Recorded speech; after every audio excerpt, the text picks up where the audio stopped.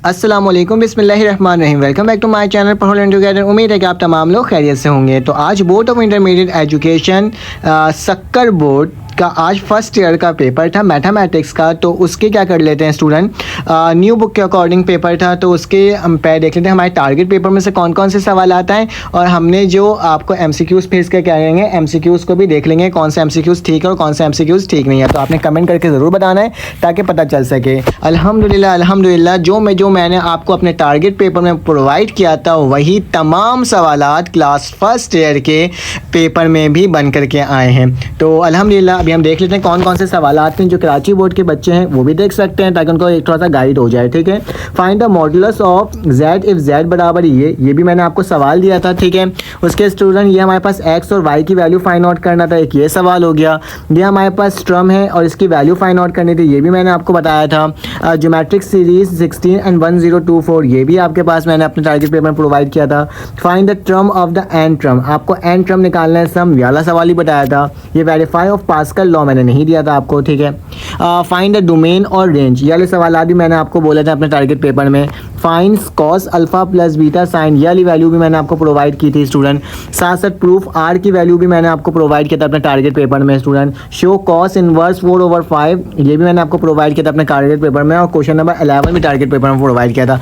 मतलब तकरीबन आपके पास 1 से लेकर के 11 क्वेश्चन के अंदर आपके पास 10 क्वेश्चन जो मैंने आपको प्रोवाइड किया था सेम टू सेम वही आया है आपके पास। ठीक है, फिर लॉन्ग में आया था स्टूडेंट। लॉन्ग के अंदर ये चैप्टर नंबर आपके पास 12 का क्वेश्चन था, ये भी मैंने आपको प्रोवाइड किया था टारगेट पेपर में।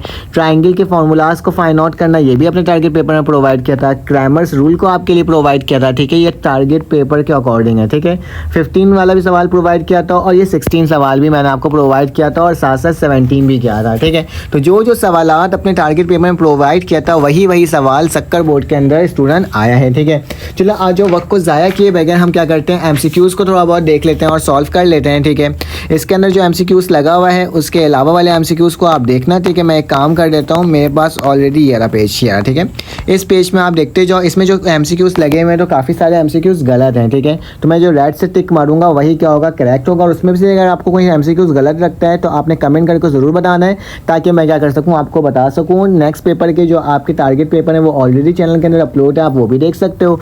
चलो आज इसको चेक कर लेते हैं। Find the 10 term of the triangular sequence, 10 term of triangular sequence का बेटा इसका जो आंसर होगा वो सी की वैल्यू 55 होगी। बिल्कुल करेक्ट है ये वाला ऑप्शन। ठीक है, सी की वैल्यू 55 लिखा हुआ है। a minus B B minus C बराबर है A B, then A B C are in GP के अंदर ही है ये। ठीक है, if triangle is an area of the triangle A B C then 2 delta, इसमें मेरे हिसाब से तो ये होना चाहिए ए बी साइन गैमा। ठीक है, इसके अंदर लिखा हुआ है ए सी साइन गैमा।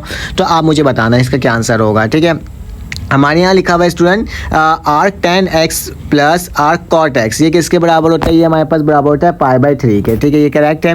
उसके बाद स्टूडेंट लिखा है for the value of n बराबर है 12 NC 12 और NC 6, तो स्टूडेंट इसका आंसर 18 होगा मेरे हिसाब से। ठीक है, इसमें 19 लगा हुआ है लेकिन मेरे हिसाब से क्या हो रहा है स्टूडेंट, मेरे हिसाब से 18 हो रहा है। Let A and B 2 events so that PA, ये आपके चैप्टर नंबर 6 से आया हुआ है, तो इसका आंसर भी मेरे हिसाब से 1/2 हो रहा है, ना कि 1/3 हो रहा है। तो आप इसको देख के मुझे बताइएगा।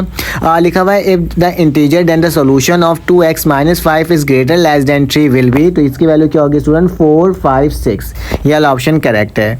One of the following is not an allied angle, इसमें से बताना है कि इनमें से कौन सा अलाइड एंगल नहीं है। तो student 120 is not allied angle. Allied angle में 210 आ जाएगा, 150 आ जाएगा। ठीक है, 250 आ जाएगा और 300 लगेंगे, 120 नहीं आएगा। ठीक है, इसमें लिखा हुआ z बराबर है 3 - 4 आयोटा -1, तो आपने z इंटीजर की वैल्यू मालूम करनी है। ठीक है, तो इंटीजर 3/3/25 होगा। ठीक है, for the value of x, आपको वैल्यू ऑफ x बना then matrix will be become a singular, ये नहीं बोला है कि x की वैल्यू को फाइंड आउट करो तो सिंगुलर मैट्रिक्स है, ये कह रहा है कि विल बी सिंगुलर। तो आप इसको जब सॉल्व करोगे प्लस का 3 आएगा और प्लस का 3 को अगर माइनस के 3 से करेंगे तो किसके बराबर आएगा 0 के, तो सिंगुलर मैट्रिक्स 0 होता है तो माइनस का 3 इसका करेक्ट आंसर होगा।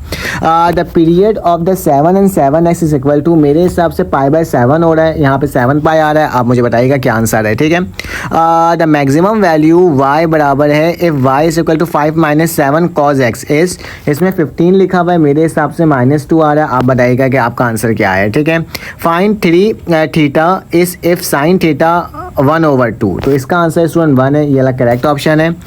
यहाँ पे लिखा हुआ है alpha beta gamma are the 3 angle in a triangle. तो कॉस बीटा प्लस गैमा किसके बराबर होगा स्टूडेंट? माइनस के कॉस अल्फा और प्लस के कॉस अल्फा, इन दोनों में से कोई एक है। आपने कमेंट करके मुझे बताना है कि कॉस अल्फा होगा कि sine alpha, cos minus sine cos alpha होगा, ठीक है। 15 में स्टूडेंट हमारे पास आंसर 1 ही है, ठीक है। उसके बाद लिखा है for the vertices of a b vector, a and b vector, जबकि ए मैग्नीट्यूड 10 दिया हुआ है जबकि बी मैग्नीट्यूड 2 दिया हुआ है। आपको ए डॉट बी की वैल्यू बताना है, तो मेरे पास इसका जो आंसर है वो 18 है, ठीक है। n/0 मतलब NCR का फॉर्मूला लगा कर इसको सॉल्व करोगे तो इसका जो n टर्म होगा वो क्या होगा? 2n-1, ठीक है। The general term of the expansion of x plus y m will be. तो स्टूडेंट इसका जो आंसर होगा वो b होगा, ठीक है। मेरे हिसाब से b आ रहा है, ठीक है। आप देख लीजिएगा, मुझे बता दीजिएगा। 11 + 13 + 15 सो ऑन जा रहा है, तो इसकी वैल्यू जो है स्टूडेंट 2475 है, ऐसा correct option. Summation of n not जो होता है वो किसके बराबर होगा? 19 के बराबर होगा, क्योंकि हमारे पास ऊपर क्या दिया हुआ है? 30 दिया हुआ है, ठीक है। तो इस 20 दिया हुआ है, तो ये हमारे पास क्या हो गया स्टूडेंट? सॉल्व हो गया। कोई भी MCQ उसमें कोई इशू है तो कमेंट करके ज़रूर बताना। नेक्स्ट पेपर कौन सा है वो भी करके बताना। आपके मार्क्स कितने आए ये भी बताना। इंशाल्लाह आपसे मुलाकात होगी एक न्यू वीडियो में। जब तक के लिए अपना ख्याल रखो, अपने इर्द गिर्द ख्याल रखो, दुआ में याद रखो। अल्लाह हाफिज़।